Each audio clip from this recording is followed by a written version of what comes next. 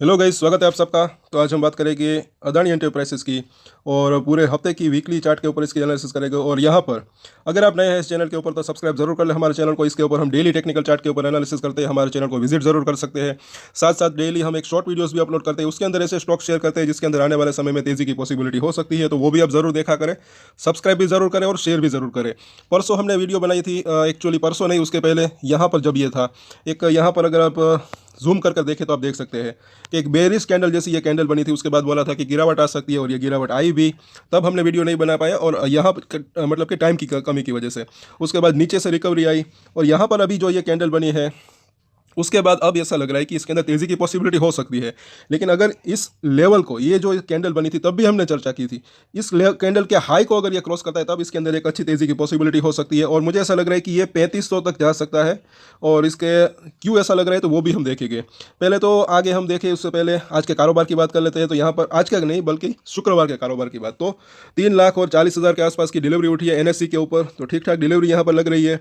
और यहाँ पर डेली चार्ट के ऊपर जैसे कि हमने चर्चा की, यहाँ पर ये जो टिक किया हुआ है, इस कैंडल का हाई अगर ये क्रॉस करता है जो कि 3275 के आसपास है, तब जो हाई बनाया था इसके पार जाता है तब इसके अंदर तेज़ी की संभावना हो सकती है। साथ साथ नीचे के सपोर्ट की बात करें तो शुक्रवार का जो लो है ये एक अच्छा खासा सपोर्ट बन सकता है अब की अगर बात करें, क्योंकि ये नीचे से अच्छी खासी इसके अंदर एक रिकवरी देने की इसने कोशिश की थी।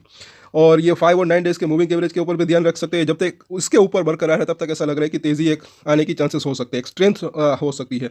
और उससे भी पहले अगर आप देखें, थोड़े नीचे के सपोर्ट देखें तो ये है जो है 21 दिन का मूविंग एवरेज और 50 दिन का मूविंग एवरेज, ये एक अच्छा खासा सपोर्ट इसके लिए बन सकता है। क्योंकि अगर आप यहाँ से लेकर यहाँ तक की अगर बात करें तो आप देख सकते हैं कि बीच बीच में यहाँ पर इसने 21 दिन के मूविंग एवरेज के आसपास एक बार सपोर्ट लिया था, उसके बाद एक अच्छा खासा बाउंस बैक आया था। उसके बाद जब गिरावट आई तो 21 दिन के मूविंग एवरेज को तोड़ा, फिर जो ये 50 डेज का मूविंग एवरेज है यहाँ पर इसने एक अच्छा खासा सपोर्ट लिया, फिर एक अच्छा खासा बाउंस बैक आया था।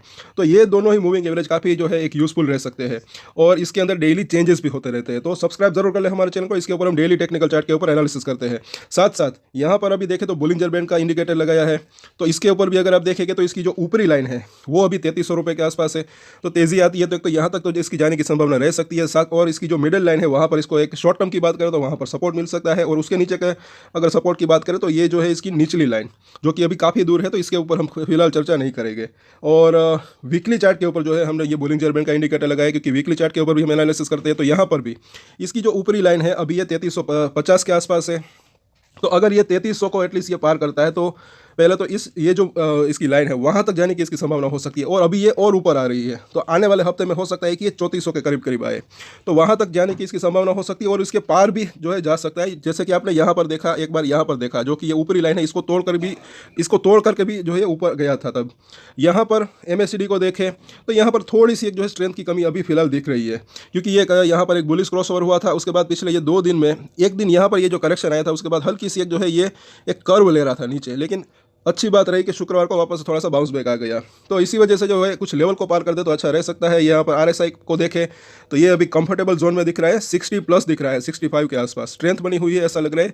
लेकिन ओवरबॉट भी नहीं है, ये भी यहाँ पर दिख रहा है।